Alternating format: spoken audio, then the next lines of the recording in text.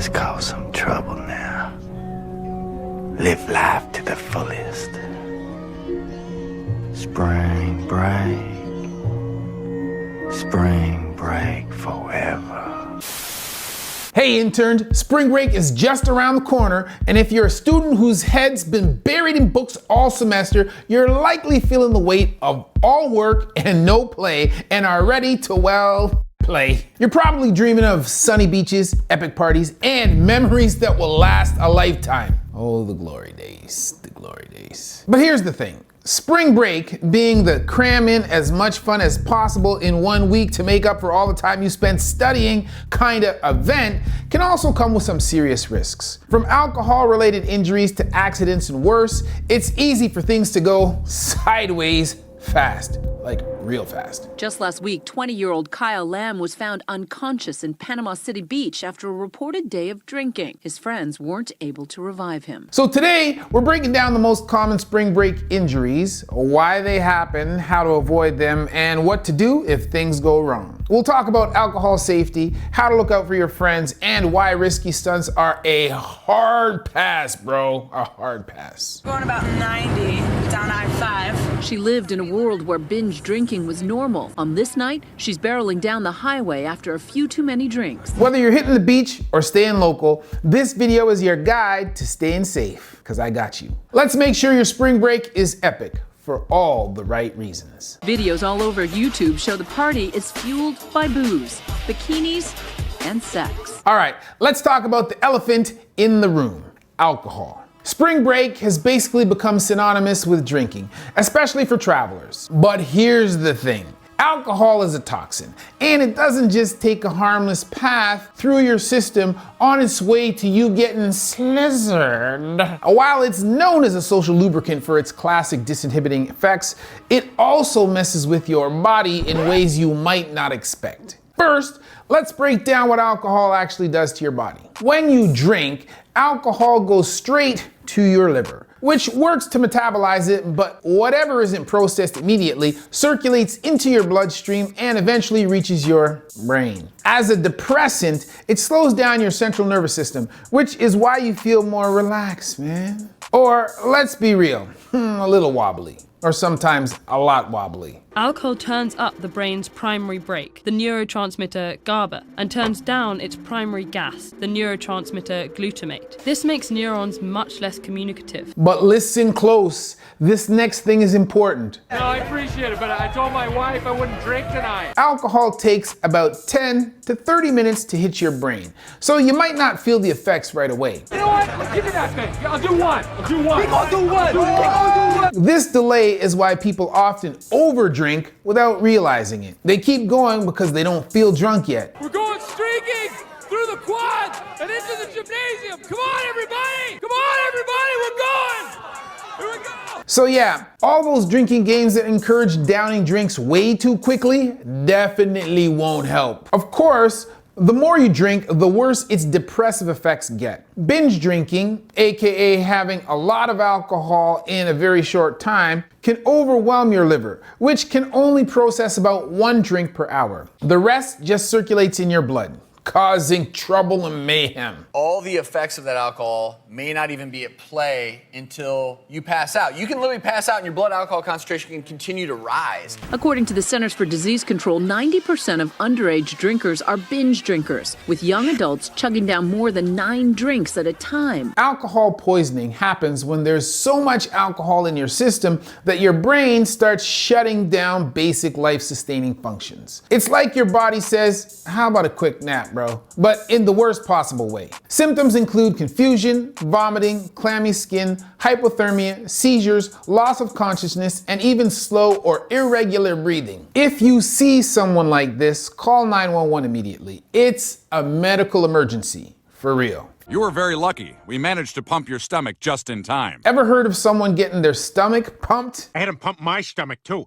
Doc, what was in there? Well, it's a pretty extensive list. Medically called gastric lavage, this involves inserting a tube through your mouth or nose to flush out the contents of your stomach. Yeah, definitely not a spring break highlight. But if alcohol poisoning isn't caught in time, it can lead to overdose, permanent brain damage, respiratory failure, or worse. That is to say, death. There's also the risk of someone choking on their own vomit while unconscious. And I can speak firsthand about the lethality of alcohol poisoning, as one of my own brothers was a victim to this. And the reason that people die is you have involuntary reflexes that are knocked out if your blood alcohol level gets too high. And I'm not gonna go into too much detail about every possible drug people might be taking during spring break, but here's the deal. Mixing any drugs with alcohol can turn something that might be relatively harmless on its own into a much more unpredictable and often risky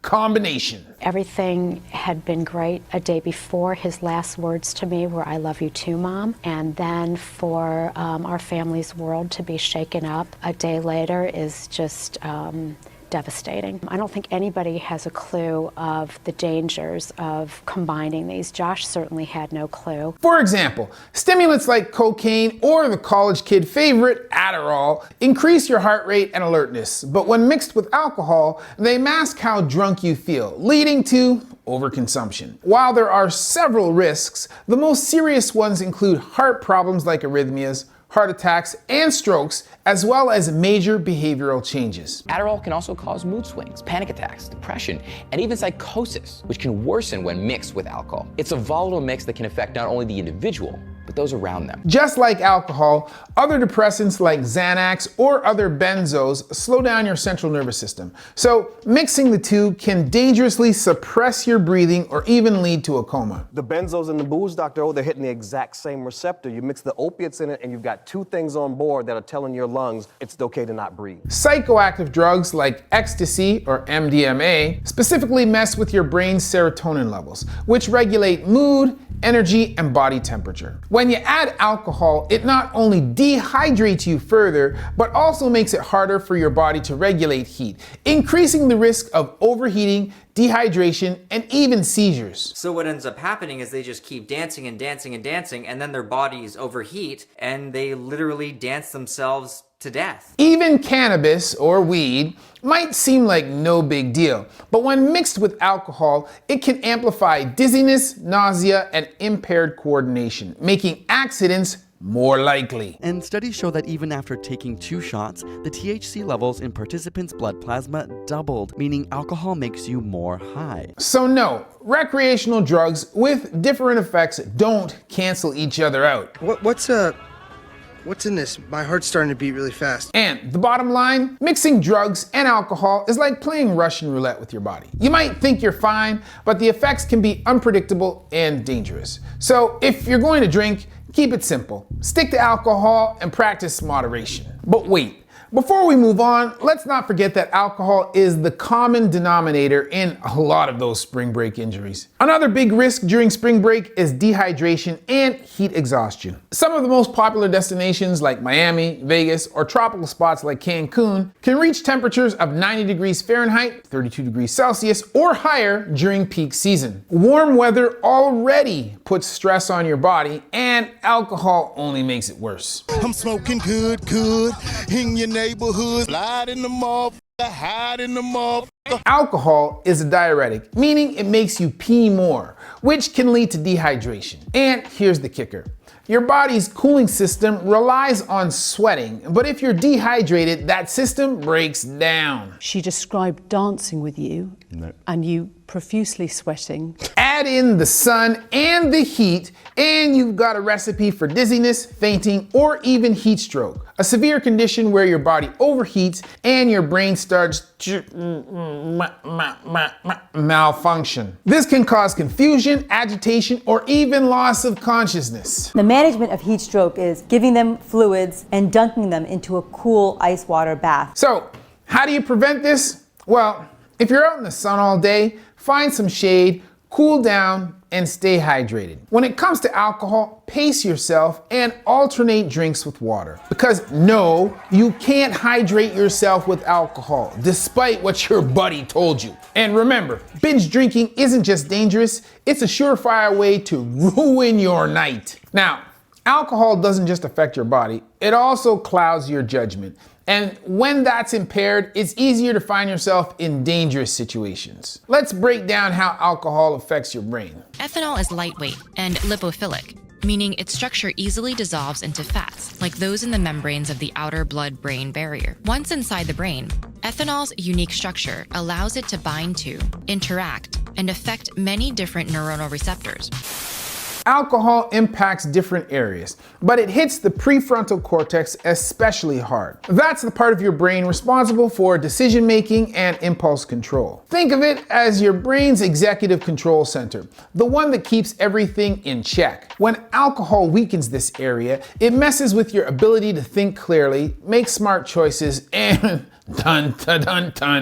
recognize danger. Because you know, those guys over there aren't like sketchy or anything. One of the most serious risks during spring break is sexual assault. Sure, lowered inhibitions from alcohol means that you can let loose, buddy, but it also means you might do things you normally wouldn't, or miss warning signs you'd usually catch. For predators, this impaired judgment can make someone an easier target. But here's the hard truth. Many assaults involve alcohol, whether it's the victim, the perpetrator, or both. And here's a key point. Consent cannot be given if someone is intoxicated. When you guys are shit-faced at the party, you get with her.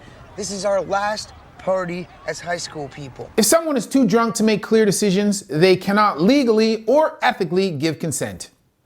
Period. It's true. Show them your tits, come on! She wants to show them, but she won't. I'm not gonna show my tits! Come on, I'll do it for you, I'll do it for you. Someone's probably gonna sue him, to be honest with you. This guy's got cases all over the beach, to be honest, bro. I'm kidding. But what makes matters worse is that alcohol, especially in large quantities, affects our memory by interfering with a process called long-term potentiation, the brain's way of forming and storing memories. You know when you hear girls saying like, I was so shit-faced last night, I shouldn't have f***ed that guy. We could be that mistake. This means you may not even remember what happened the night before. So while moment-to-moment information is encoded and understood, the storage of that information is blunted, resulting in a blackout. And when you don't remember, it gets messy. Someone might believe they gave consent in the moment, but without a clear memory, perceptions of the situation can differ drastically. You've got two people behind closed doors, one of whom can't remember the significant events that happened, and this guy now, if he testifies, being allowed to tell his story, which really without being contradicted. Yeah. Exactly. So that's the challenge. That's why it's so important to avoid these gray areas altogether. How do we do that? First, stick with trusted friends and use the buddy system. Look out for each other, and if something feels off, don't be afraid to speak up. Second, never leave your drink unattended. Unfortunately, spiking drinks is a real risk, so always keep an eye on yours. And third, know how to recognize predatory behavior. If someone is pressuring you or a friend, get out of the situation and seek help immediately. Are you worried at all for your safety? I am worried about my safety. We don't take drinks from other guys. Anybody, we all have to stay together. By staying aware and looking out for each other, we can all help prevent these situations. If something does happen, remember, it's not your fault and there are people who can help. So be sure to ask for some assistance so that you don't have to go through this alone. Hello? I need help. Are you in a safe place to talk? RAIN is here for anyone in search of help, justice, community, and a world free from sexual violence. Now, let's talk about another unfortunate outcome when you get a bunch of young people together under the influence. Aggression, baby. When you mix alcohol and hormones, things can get heated fast. Add in the high energy vibe of spring break and crowded party environments, and you've got a recipe for arguments, fights, or worse. Put them up, bro, put them up. It's a spring break crackdown after gunfire erupts in Miami Beach. Shots rang out and terrified spring breakers run for their lives. So here's the science behind it. Not only does alcohol affect the prefrontal cortex, the part of your brain responsible for decision making, but it also stimulates the brain's reward system by boosting dopamine, the feel-good chemical. This can make impulsive or aggressive behavior feel rewarding. as people chase that euphoric high without thinking about the consequences. And when you throw in the hormonal highs of casual hookups and rooms full of young men with raging testosterone levels, it's not just about the sex. I don't know. How am I supposed to know? Kick his ass, Mark. Shut the up, Scarlett. It's also about competition and dominance, which can escalate into conflict. It seems to me that there is some crossover of aggression and mating behavior circuitry during the act of mating. A college pregame with only one girl. The venue for one of nature's most common face-offs. This neural circuitry, likely driven by evolutionary biology and the drive to secure mating opportunities, helps explain why people in clubs or similar social settings might fight over women, driven by jealousy and competition. The competition between the two males is immediate. So Carl, are you more of a boobs guy or an ass guy? Neither. He's more of a dick and balls type of guy. When the sexual arousal and the aggression circuits are already dangerously close, alcohol can tip the balance, making it harder for the brain's executive functions to control these impulses. I'm not even into boys. The males have encountered a lesbian, the true apex predator of the college pregame.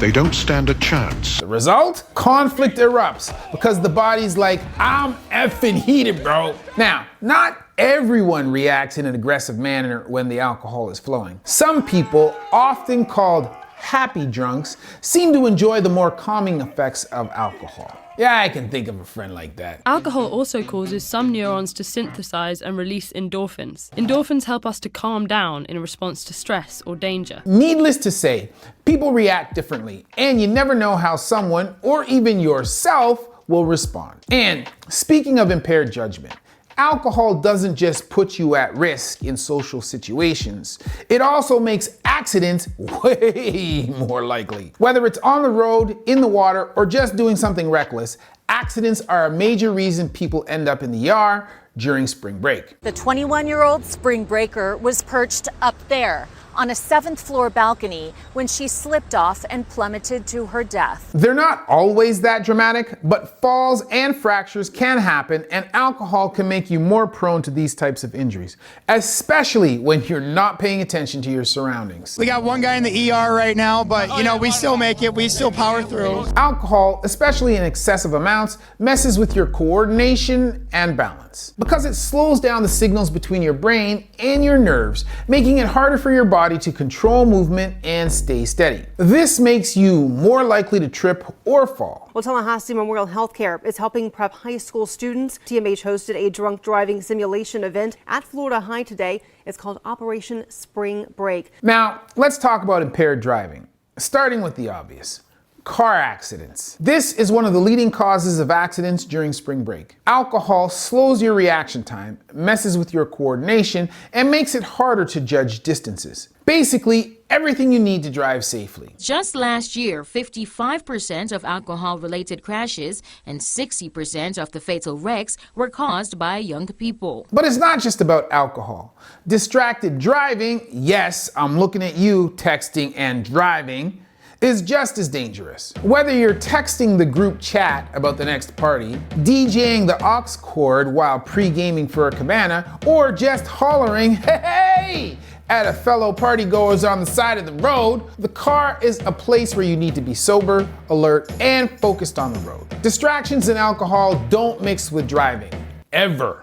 Oh, don't drink and drive. Don't drink and drive. Because it's not just about the damage that you can do to yourself, but also the potential collateral damage done to people in other cars, or even your own. A van smashing into their rear side door while they were in the middle turn lane. I do not remember anything until waking up in the hospital like 3 or 4 days later. De La Rosa fractured his pelvis and skull in the crash, spending 1 week in ICU. Next, let's talk about water-related accidents. Did someone say pool party?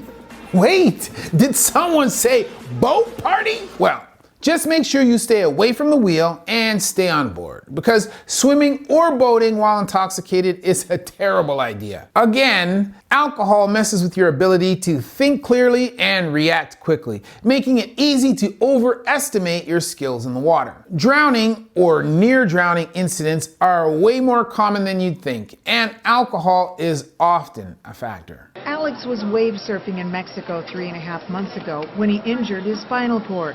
He says he's come a long way since then. And then there are the risky stunts that people intentionally pull off in a room full of friends, whether it's to impress someone or just to push their own limits. The problem is, intoxicated judgment makes it hard to gauge the real risks. Jumping off balconies, cliffs, or anything else might seem like a great idea after a few drinks, but it's a one-way ticket to broken bones, spinal injuries, or worse. Balconies. Watch as these daredevils take dangerous leaps off them into the hotel pools below. And it will definitely keep us as orthopedic surgeons occupied. Overall, here are a few safety tips. Never drink and drive. Just don't. Use rideshare apps, designate a sober driver, or just stay put. Also, avoid swimming or boating while intoxicated. Water and alcohol don't mix, like literally. And lastly, think twice before engaging in risky stunts or dares. If it seems like a bad idea, it probably is. That little voice in your head that gets louder after each drink, it's not exactly looking out for your safety. To wrap this up, spring break should be about making memories, not blacking out, forgetting everything, and ending up with injuries or worse. It's a time for R&R, rest and recovery. Not messing up your body so badly that you need to recover from your recovery. Vacation seems like a very fun and carefree thing, but tragedies can happen anywhere and at any time unexpectedly. Really just like over-prepare, plan ahead as much as you can. We've talked about a lot today in a short time. How to avoid alcohol poisoning, stay safe in social settings, and prevent accidents. But here's the most important takeaway. Look out for each other. If you see someone in trouble, whether they're showing signs of alcohol poisoning, heat stroke, or distress, call for help immediately and stay with them until help arrives. And if someone confides in you about an assault, offer support and encourage them to seek medical and legal help. Let's make this spring break a safe one for everyone. Thanks for joining me today in this discussion about the things that can go wrong while on spring break. If you found this video informative, don't forget to like, subscribe, and hit the notification bell for more content on anatomy, health, and injury prevention. If you want to be part of the pre-release that sees my videos before they go live, then consider becoming a member of the channel. And again, if you think this message is worthwhile, consider sharing the video as well. We're working towards our goal of 1 million subs, and we would love to have you with us when we get there. And don't forget to follow my gym, Human 2.0 Fitness, for free right here on YouTube, where we post content that helps you move better and prevent injury. Or its sister channel, Human at Home, where we show you how to be healthy in the space where you live. Otherwise, as always, that's been a word from Dr. Chris Raynor, not your everyday ortho, where we see one, do one, teach one.